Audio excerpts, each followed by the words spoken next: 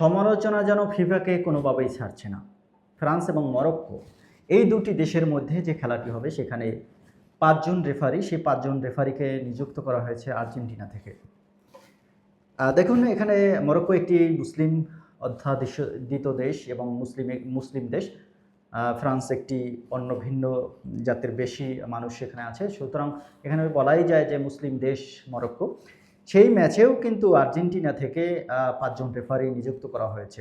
এখন এটা কি আসলে আলোচনা বা সমালোচনার জায়গা রাখে কিনা? প্রথম কথা হচ্ছে, যদি তারা ভুল ডিসিশন নেয় বা পক্ষপাতমূলক আচরণ করে তাহলে প্রথমেই সেটা একটা ভুল সিদ্ধান্ত। তারা কোনোভাবেই পক্ষপাতমূলক আচরণ করতে পারবে না, এটা হচ্ছে খেলার একটি নিয়ম। যেহেতু তারা সেখানে রেফারির দায়িত্ব পালন করবেন, তাদের উচিত নিরপেক্ষভাবে দায়িত্ব পালন করা, যাতে কোন দেশটি মুসলিম বা কোন দেশটি খ্রিস্টান বা কোন দেশ নিজেদের কোন দেশ বাহিরের এরকম দেখার জায়গা না থাকে। আমরা ইতিমধ্যেই যে খেলাটি দেখেছি মিশরের সাথে আর্জেন্টিনার, সেই খেলায় কিন্তু অনেকেই প্রশ্ন তুলছেন যে রেফারি বিতর্কিত মন্তব্য করেন এবং তিনি বিতর্কিতভাবে সিদ্ধান্ত নেন।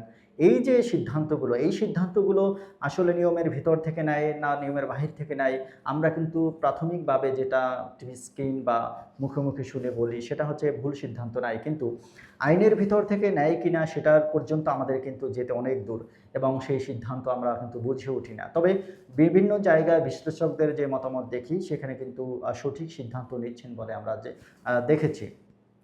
তবে এই সিদ্ধান্ত না নিয়ে যদি অন্য কোনো সিদ্ধান্ত নিতেন, যেরকম সিদ্ধান্তের কথা বিশ্লেষকরা বলেছেন, তবে সেটাও নিলেও কিন্তু পারতেন। তবে এই যে সিদ্ধান্তটা নিয়েছেন, এটা যে অন্যায় নিয়েছেন তেমন কিন্তু না। তো আমার দাবি থাকবে বা মুসলমানদের পক্ষ থেকে দাবি থাকবে যে মিশর এবং আর্জেন্টিনার খেলার মধ্যে যে বিতর্কটা এসেছে সেরকম বিতর্ক যেন পরবর্তীতে মরক্কো বা ফ্রান্সের সাথে যে খেলা হবে সেইখানে না থাকুক। কারণ একটি ফুটবল খেলা হচ্ছে যেমন একটি দেশের খেলা, সেটি কিন্তু বিশ্বব্যাপী কোটি কোটি দর্শক থাকে, কোটি কোটি ভক্ত থাকে, তারাও কিন্তু সেই খেলাটাকে উপভোগ করে এবং সেটার সাথে নিজেদের অংশীদার করে নেয়। সুতরাং নিরপেক্ষভাবে ফিফা তার দায়িত্ব পালন করবে, রেফারি দায়িত্ব পালন করবে এবং মুসলিম দেশ মরক্কো জিতবে এই প্রত্যাশা করি এবং সে পর্যন্ত আমরা অপেক্ষা করি, দেখি খেলার রেজাল্ট কি আসে এবং মুসলমানদের জয় হয় কিনা। সবাই পাশে থাকবেন এবং ভালো লাগলে ভিডিওটি শেয়ার করবেন।